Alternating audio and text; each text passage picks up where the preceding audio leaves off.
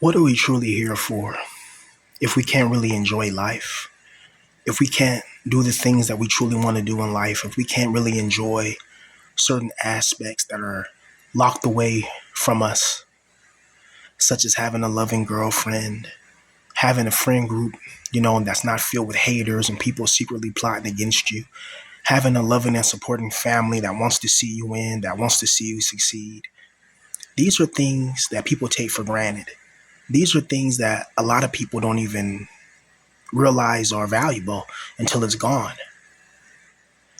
This life will keep taking from you but give you nothing back. It'll give you nothing in return for all the agony and all the pain that you have faced.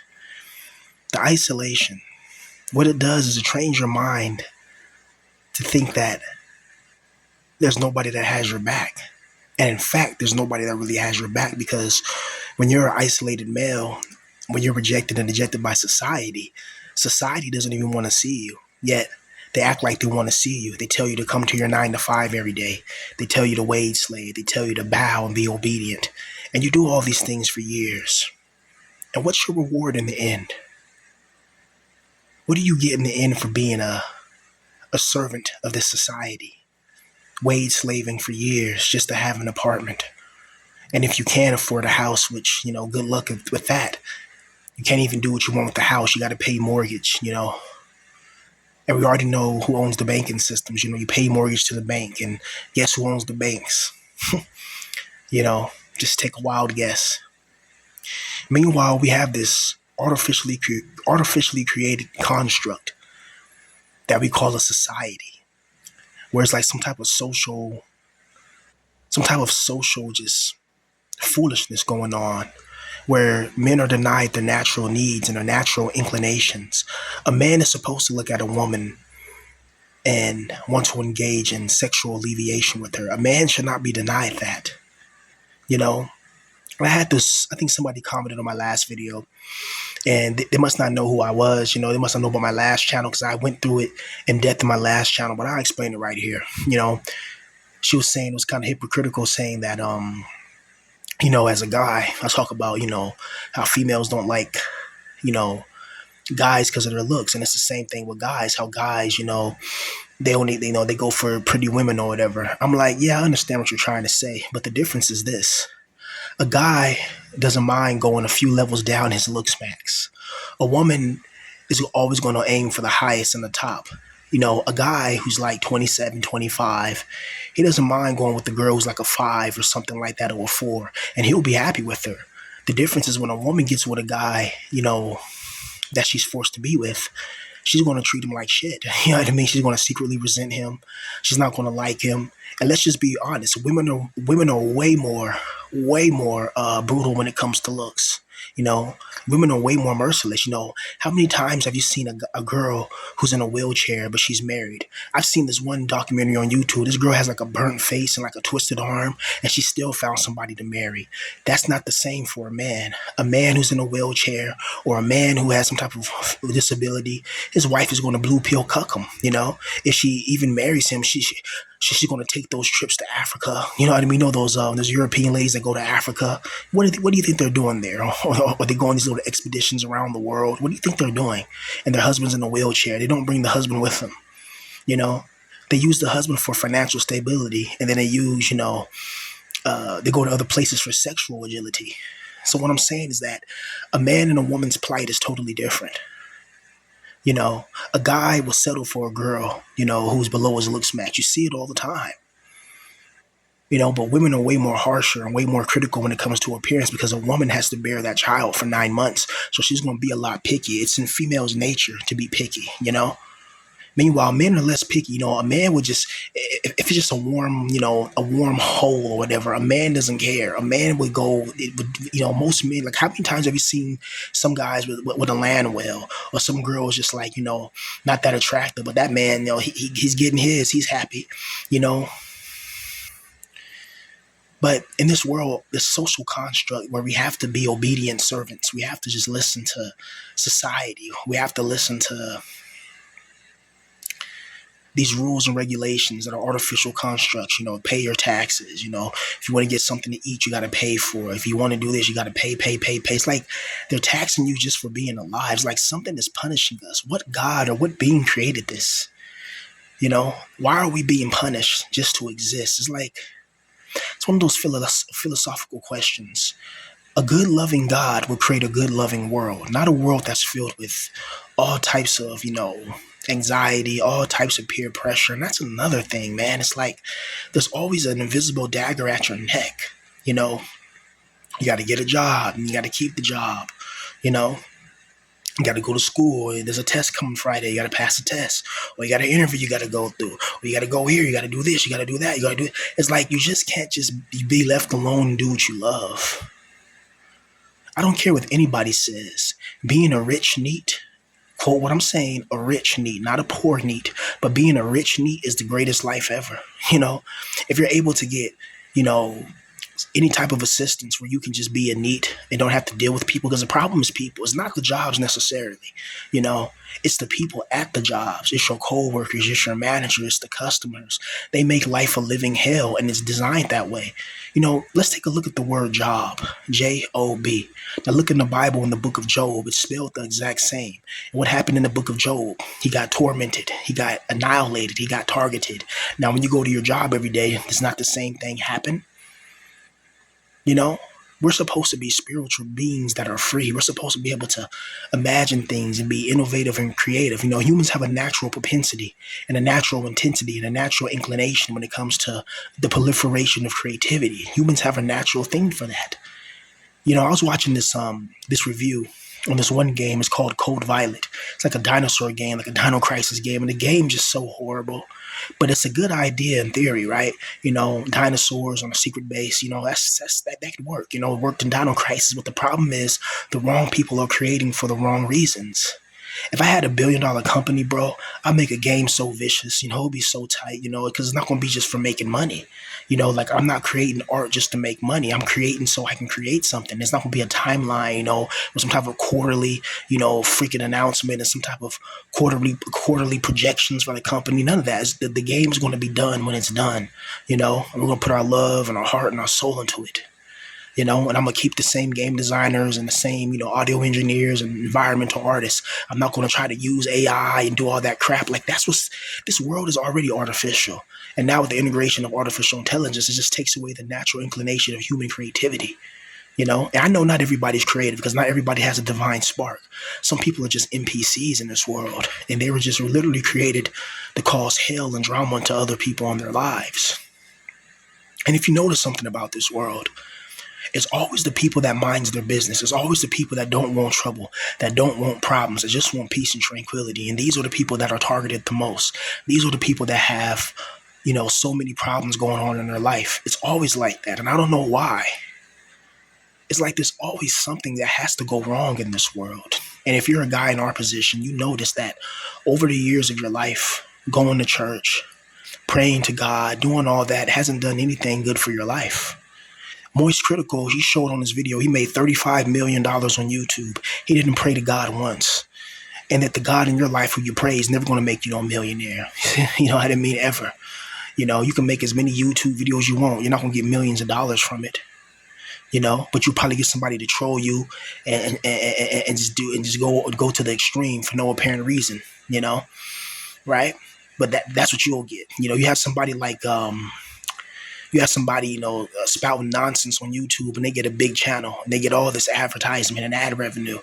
And then you have somebody telling the truth and being real on YouTube and they get targeted and get, marked. And they have, real world consequences based on internet influences. It's just ridiculous. Meanwhile, the person who's a millionaire on YouTube spouting nonsense, no one targets them because they know there'll be legal repercussions for that. You're not going to go after the Rad Brad. You're not going to troll him because the Rad Brad's a multi-millionaire. He can pay people to find you, and you can't hide. But you'll go after somebody who's minding their business. You don't use your skills, your technical abilities to go find, people on Epstein's Islands list. You don't find evil bastards like that. But you go after somebody who's already hurt and he didn't do nothing to you. You just picking on this person because you don't like what they say. You don't watch their content. If I don't like somebody, I don't watch their content. I don't check up on them. I don't care. I don't give a damn. I don't care about another grown man like that. You know? But this world always has its ways to make your life just brutal. And one thing I noticed is that people try to make you feel insignificant. That's another thing about this hell realm is that people always try to dismiss you. They try to disrespect your worldview and your perceptions. If you talk about how women are a lot more brutal when it comes to looks than men, oh, you're being a hypocrite because men like beautiful women too. I'm not saying that men don't like beautiful women. What I'm saying is men are a lot more lenient when it comes to that. Point blank. Period. You know, how many men have you seen just, with a girl that's just like, wow, like the girl has no legs, no arms, nothing, but a man still there taking care of her, right?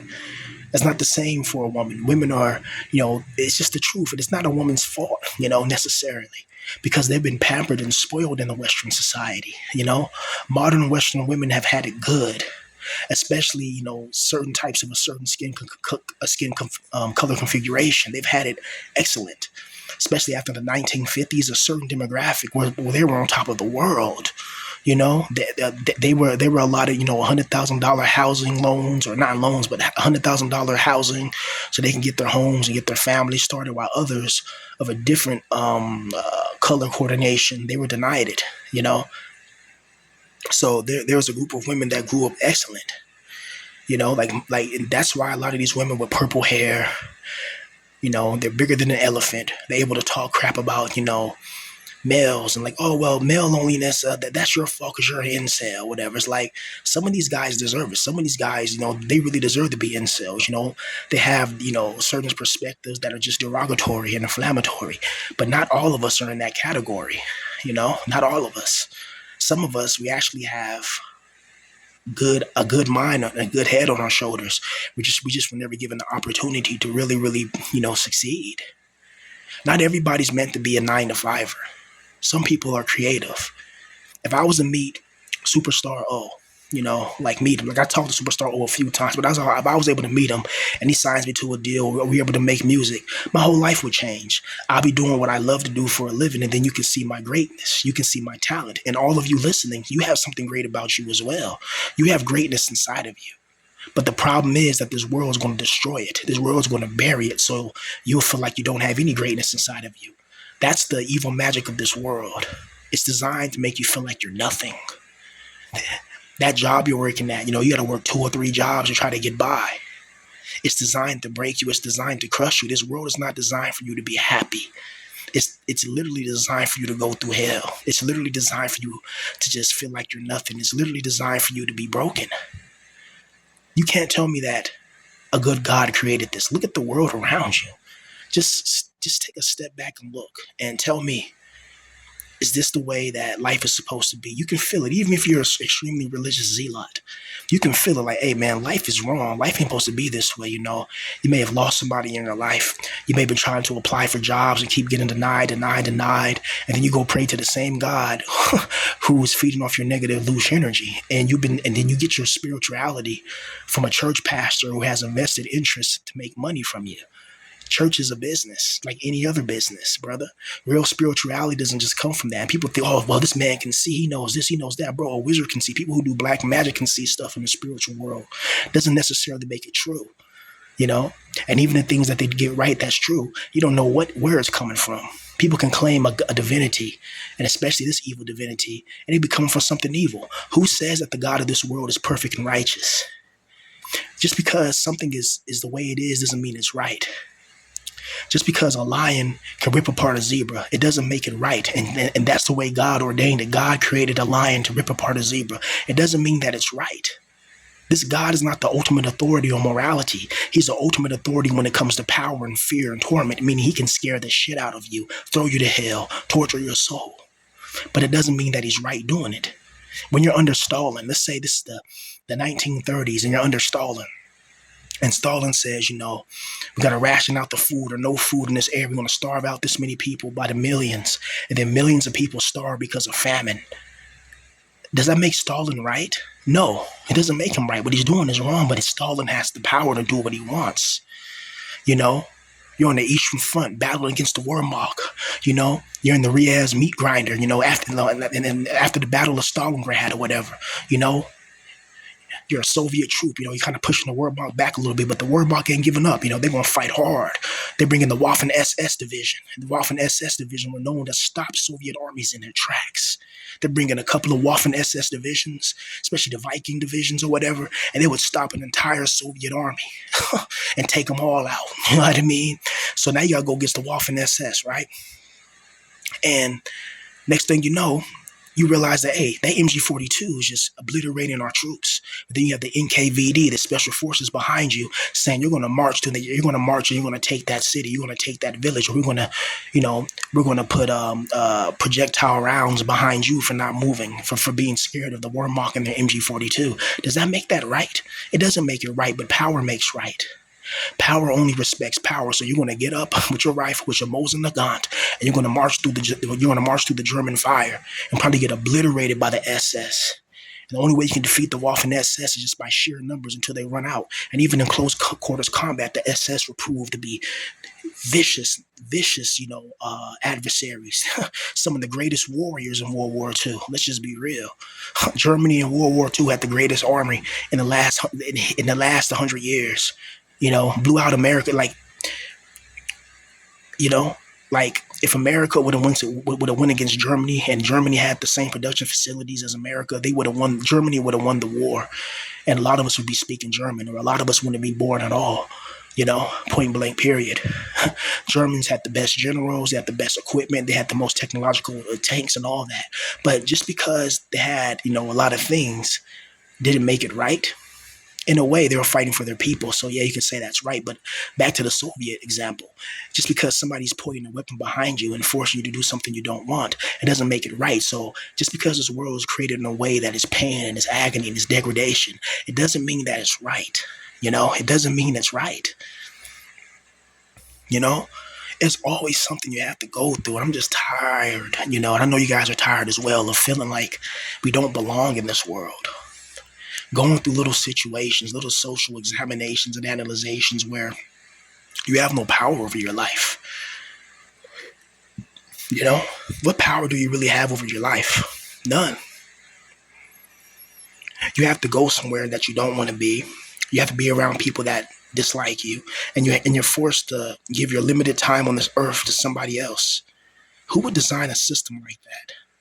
But somebody who doesn't have it in your best interest, somebody who has it in their interest to make sure that your mind is distracted, to make sure that you don't see the bigger picture of life.